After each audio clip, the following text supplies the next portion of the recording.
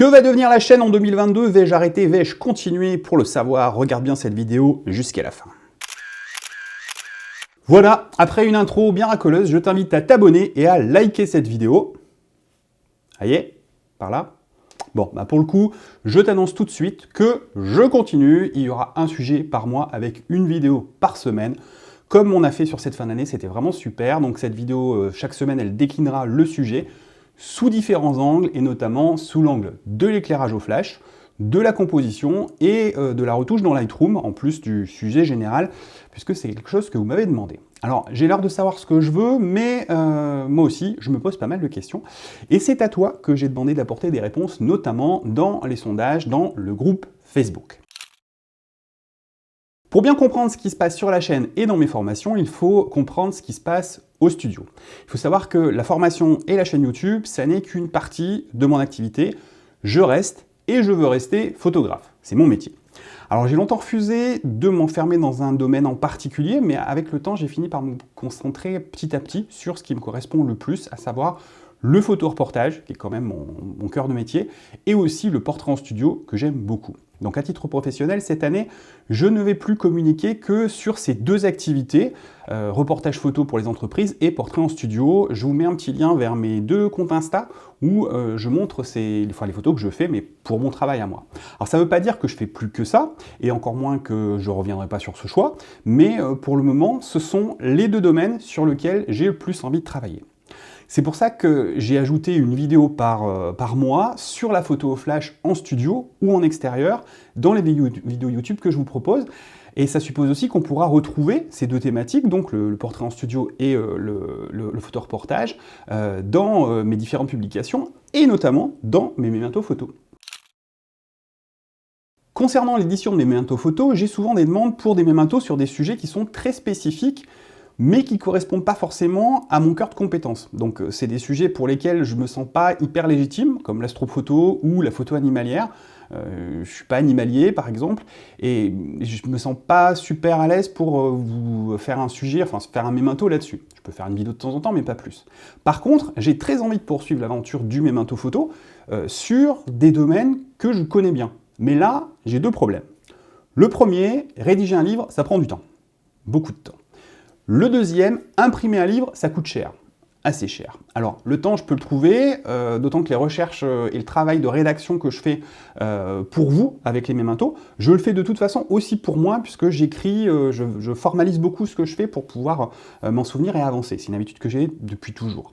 Par contre, faire imprimer un livre, le diffuser, l'expédier, ça a un coût important. En temps, à nouveau, mais et surtout en argent. Donc la solution, pour moi, ça serait de proposer des livres, mais en version numérique. Mais un e-book, ça plaît moins qu'un vrai livre. C'est un peu le souci. Je vous ai donc posé la question dans le groupe Facebook. Alors j'avoue que j'ai été très surpris par le résultat, puisque la proportion des ventes livres papier contre e-book, c'est plutôt 90-10. Donc à la question « Est-ce que vous aimeriez acheter mes mémentos photos en format numérique ?» je m'attendais à avoir 90% de « non ».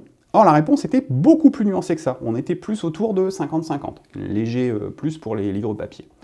Donc, comme je ne recule devant aucun échec commercial, je vais tâcher cette année de vous proposer une nouvelle version de mon mémento, sur un sujet complètement différent de ce que j'ai déjà fait, mais en version numérique.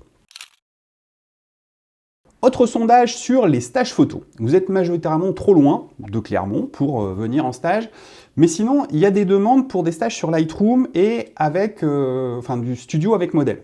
Donc, je vous ai programmé deux dates. Le samedi 19 février 2022, un stage sur Lightroom, organiser sa photothèque et retoucher avec Lightroom classique. Et le samedi 16 avril 2022, le portrait en studio avec modèle. Je vous ajoute un lien vers la page des stages dans la description de la vidéo si vous souhaitez en savoir plus, je ne développe pas plus ici. On en vient à vos propositions donc pour la chaîne YouTube en 2022. On commence avec Bruno, qui est modérateur du groupe Facebook et qui propose des thèmes sur la composition en fonction de l'intention photographique. Alors oui, c'est pris en compte. Je vais faire en sorte de décliner le sujet du mois donc chaque fois sous l'angle aussi de la composition, avec une vidéo par mois qui essaiera de plus axer là-dessus. Thierry, lui, propose, pourquoi pas, une petite vidéo pour parler un peu d'un photographe, d'un livre, d'un style. Ça pourrait donner des idées de composition ou d'autres. Alors là aussi, c'est aussi une approche que m'a déjà suggéré Bruno. La difficulté, à mon sens, c'est de parler d'un photographe ça suppose de montrer ses images et donc d'avoir les droits d'utilisation de ces images. Ce qui est bien la moindre des choses, c'est de respecter ces droits-là. Donc si vous avez des pistes pour contourner le problème, je suis preneur, indiquez-moi tout ça en commentaire. Phil, lui, me demande j'aimerais bien voir une séance photo que tu réalises comme si on était en studio avec toi, voir comment ça se passe. Alors je vais essayer de faire ça, peut-être le mois prochain, ou voir si je peux. Le souci, pour moi, c'est que soit je filme, soit je fais des photos. Quand je fais les deux en même temps, c'est un peu compliqué. Donc à moins de trouver une astuce, je ferai certainement une explication illustrée avec des photos, mais c'est pas forcément ce que demandait Phil. Jean-Luc, lui, me dit qu'il aimerait voir sur la chaîne un match de l'ASM. Pour ceux qui ne savent pas, l'ASM, c'est l'équipe de rugby locale à Clermont. Très grande équipe. Là aussi, problème de droit, les droits télé sont achetés par des chaînes qui interdisent qu'on filme pendant les matchs. Donc c'est compliqué. Mais c'est peut-être pas impossible si j'utilise non pas des vidéos, mais des photos pour illustrer ma vidéo. À voir donc, je vais voir ce que je peux faire. Franck et aussi Pascal demandent tous les deux un thème sur les flash cobra, l'utilisation correcte, les gélatines, l'orientation, les réglages au dos du flash, tout ça. Alors effectivement, c'est quelque chose dont je vais parler de plus en plus sur la chaîne, pas que de ça, mais au moins une fois par mois, j'en parlerai. Michel, lui, suggère la retouche et ou le traitement de certaines photos des abonnés ou la critique de ces photos en live.